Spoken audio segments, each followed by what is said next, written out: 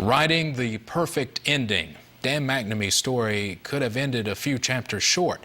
However, the heart of a champion does not fall victim to tragedy. WYMT's Eric Ekstrom continues our Do It For Dan series by showing us how Dan McNamee continues to write his book of life. Eric? Steve, while Dan's story is a teaching tool on determination and hard work, when it was all said and done, our series turned into a lesson for Dan himself. Sometimes, the best way to journey forward is to re-examine the past. When Dan first agreed to share his story with us back in September, his wish was simply to offer a message of hope to others. I hope they see that that even when you get knocked down, you can fight, you can work hard, and you still can get where you need to be. But in order to accomplish this, he knew he would have to revisit difficult memories. Part of that process was arranging a reunion with Drew Mason, the player that Dan collided with on the night of his accident. To my knowledge and what he's talked to me, he's never held an ounce of animosity towards me for anything. I don't know that I've ever been to a high school football game or worked a high school football game and not thought about it in the back of my head. Have you watched the tape? I've only seen the tape on 2 separate occasions. I watched it the day after. I watched it in my living room with my mom and my dad. And then I watched it that following Monday at team film. Prior to our arrival, Dan had never seen the tape of that hit. He told us he never felt ready to, until today. And so, with Dan and Drew's consent, they sat, side by side, to witness the play that changed so much. I've seen that in my head probably 100,000 times, especially when I was in rehab after I got hurt. And just to see it on tape was just so fast, because I guess in my head it was going in slow motion, like bit by bit by bit. And in my head it was a lot worse. It's been good to go through it. There's been a lot of closure as well, too.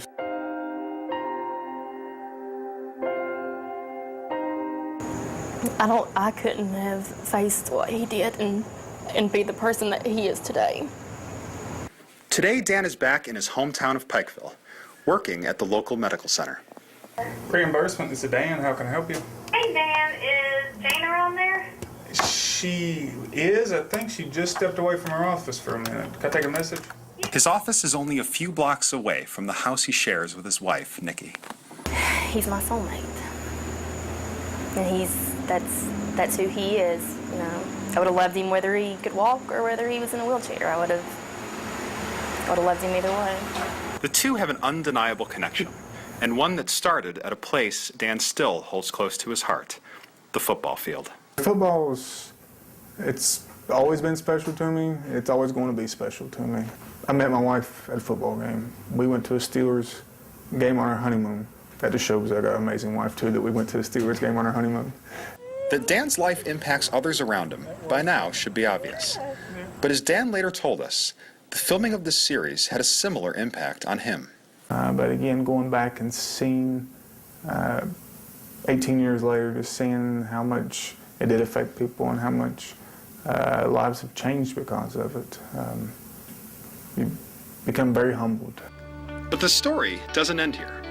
Dan says he plans to use this knowledge to continue his legacy in new ways moving forward.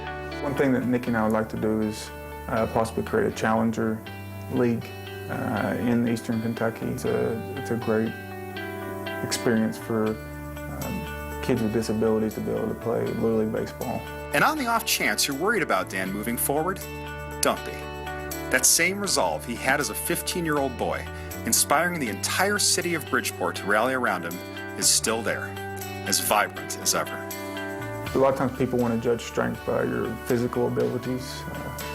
I know my heart and will match up against anyone.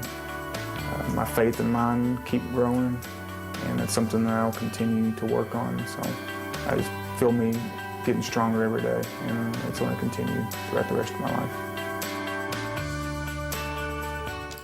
Eric, wonderful job on this series. I know you and several others here worked many, many long hours on this. Yes, we definitely burned the midnight oil quite a few times. And I just want to take this opportunity to say thank you to Dan and his wife, Nikki, as well as the whole McNamee clan, also the folks up in Bridgeport for opening their hearts and memories to us during this experience. It was really special. I also have to say thank you to my producer, Kyle Collier, as well as our field photographer, Justin Skeens. This really was a team journey.